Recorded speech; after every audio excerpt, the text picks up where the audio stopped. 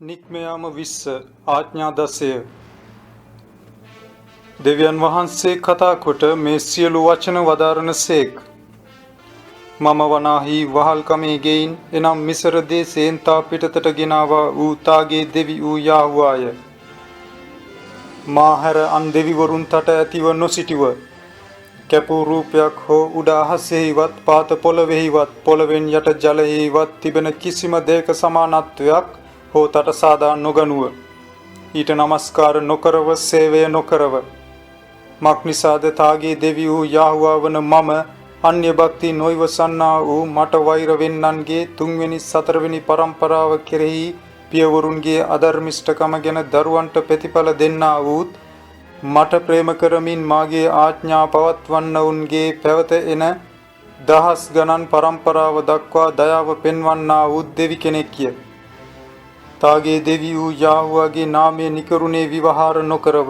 මක් නිසාද යාහුවා තමන් නාමය නිකරුණේ විවහාර කරන තැනැත්තා නිවැරදි කාර්යයකු කොට ගණන් නොගන්නා සේක. සබත් දවස සුද්ධ කොට පවත්වන්ට සිහි කරගනුව. සදවසක් වැඩ කරමින් තාගේ සියලු වැඩ කර්මාන්ත කරගනුව. එහෙත් සත්වෙනි දවස තාගේ දෙවි වූ යාහුවාට පවත්වන සබතක්ය. ඒ දවසේ තෝවත් තාගේ පුත්‍රයාවත් තාගේ දුවවත් තාගේ වැඩකාරයාවත් තාගේ වැඩකාරීවත් තාගේ සිව්පාවෝවත් තාගේ දොරටු ඇතුළත සිටින ආගන්තුකයාවත් කිසි වැඩක් නොකරව.